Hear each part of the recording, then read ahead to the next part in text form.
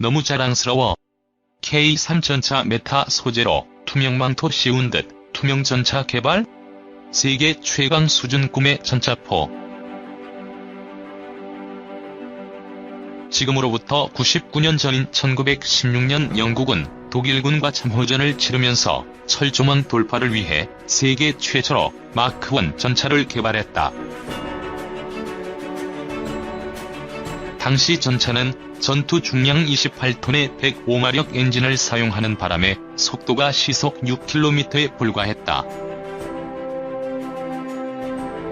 사람의 보행 속도가 시속 4km인 점을 감안하면 그 속도를 짐작할 수 있다. 화력은 최대 12mm 철판을 관통할 수 있는 57mm 포, 7.62mm 기관총 3문을 장착했다. 2016년이면 100년의 역사를 맞는 전차는 첫 시작은 미약했으나 오늘날 그 성능은 천양지차다.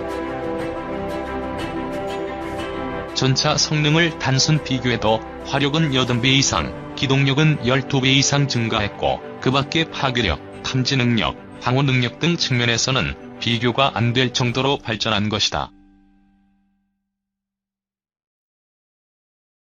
K3 전차는 하이브리드 동력 장치를 채택해 기동력에서 기존 전차를 압도할 것으로 전망된다. 아프리카 북부의 세계 최강 롬멜 전차군단은 독일군이 자랑하는 정예부대였지만 결국 연료 부족으로 전차를 움직이지 못해 1943년 튀니지 전선에서 영국 몽고메리 원수에게 괴멸당하고 말았다.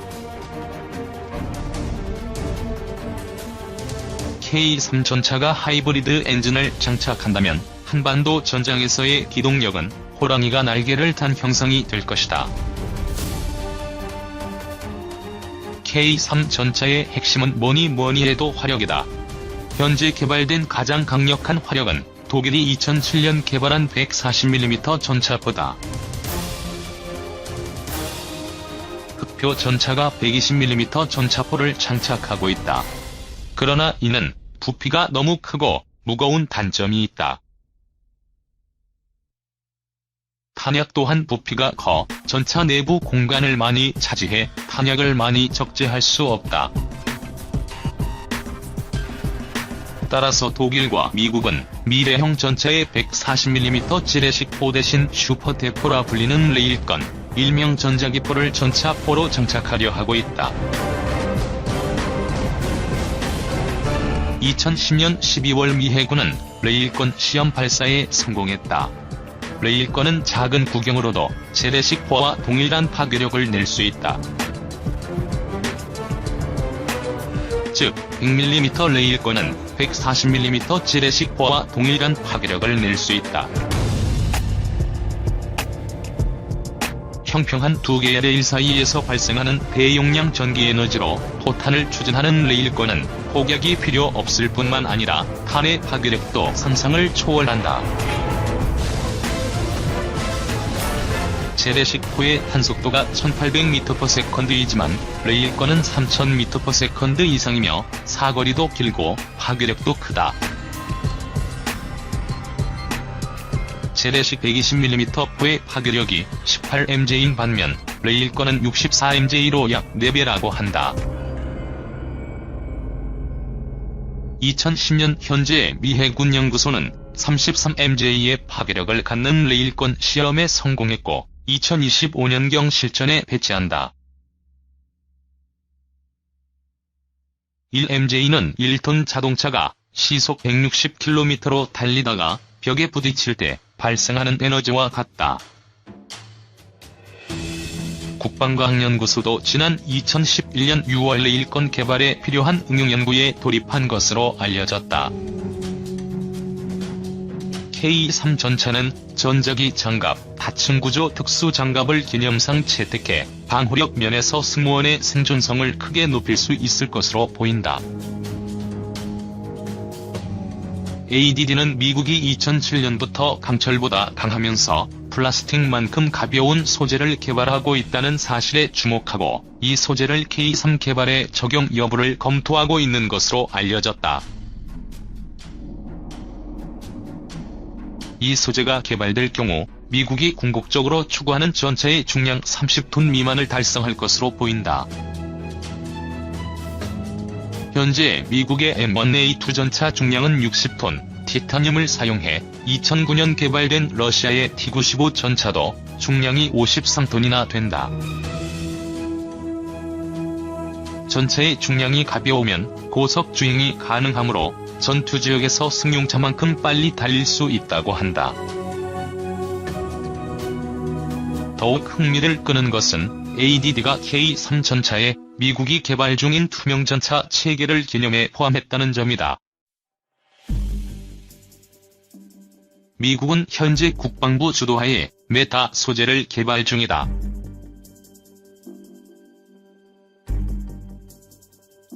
메타 소재는 해리포터의 투명망토처럼 빛이 물체에서 반사되지 않고 반대편으로 나간다. 우리 눈은 물체로부터 반사되는 가시광선을 통해 대상 물체의 형태와 색깔을 통해 물체를 볼 수 있다. 따라서 전차가 메타 소재로 제작된다면 공상과학 영화처럼 투명전차가 등장하게 될 것이다. 박승 국방기술품질원 선임연구원은 메타 물질은 2006년 처음 소개됐으며 영국 임페리얼 칼리지의 존 펜드리 교수와 미국 듀크 대학의 데이비드 스미스 교수는 투명망토 이론을 실험으로 입증했다면서 메타 소재가 조만간 실제 무기에 활용될 수 있을 것으로 본다고 말했다.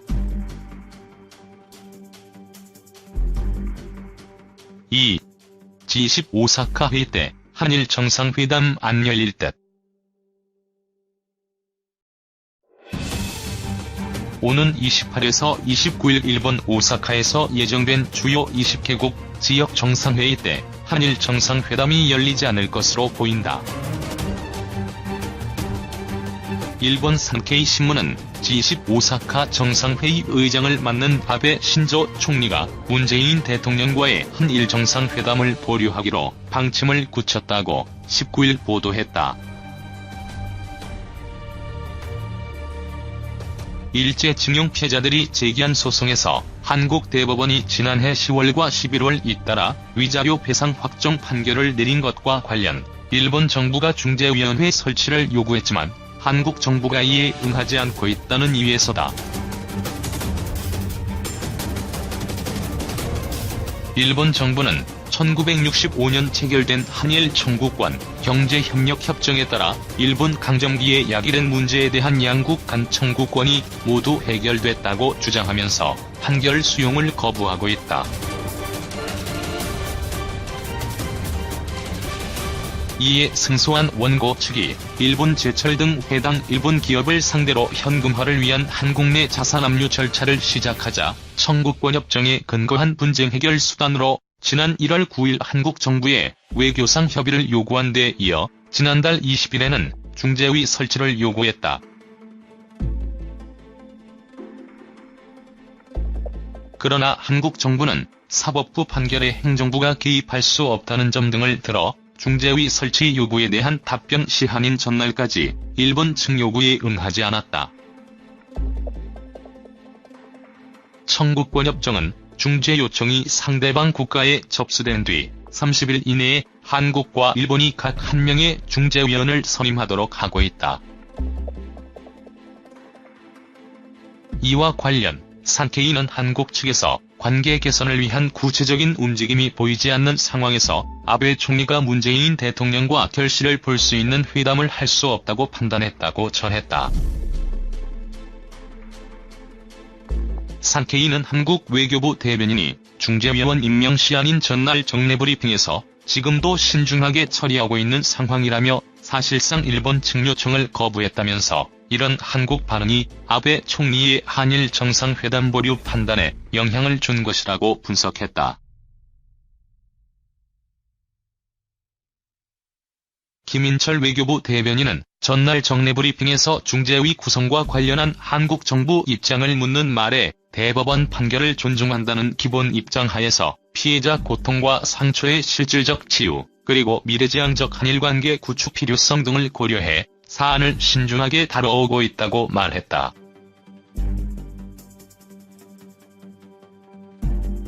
일본 외무성은 G20 오사카 회의에 참여하는 나라와 국제기구 등의 정상이 37곳에 달해 아베 총리가 개별 양자회담에 모두 응하기가 물리적으로 어렵다는 이유로 회담의 우선순위를 매기고 있는 것으로 알려졌다. 산케이는 아베 총리가 미중러를 포함한 14에서 15개국 정상과 개별회담을 진행할 예정이라며 대다수는 짧은 시간 동안 자리에 앉아 정식 회담을 하는 형식을 취할 것이라고 전했다. 이 신문은 아베 총리가 의장국 대표로서 문 대통령을 아예 외면하지는 않겠지만 다른 정상회담과 선을 긋기 위해 간단히 인사를 하거나 선체로 대화하는 정도에 그칠 것이라고 예상했다. 이와 관련 일본 정부 대변인인 스가 요시히데 관방장관은 이날 오전 브리핑에서 한일 정상회담에 대해 아직 어떤 것도 결정되지 않았다면서 향후 여러 사정을 감안해 적절히 판단할 것이라고 말했다. 한편 일본 정부는 두 당사국이 직접 중재위원을 임명하는 시한이 지났지만 제3국의 위원 인선을 위임하는 형태로 일정 기간 계속해서 중재위 구성을 요구한 뒤 궁극적으로 국제사법재판소에 제소하는 방향으로 가닥을 잡은 것으로 알려졌다. 청구권협정은 어느 한 나라가 중재위원을 임명하지 않는 경우 두 나라가 각각 제3국을 지명해 중재위를 구성토록 하고 있지만 어느 한 당사국이 움직이지 않으면 이것도 어렵게 된다. 산케이는 일본 정부는 한국이 청구권협정 상의 의무를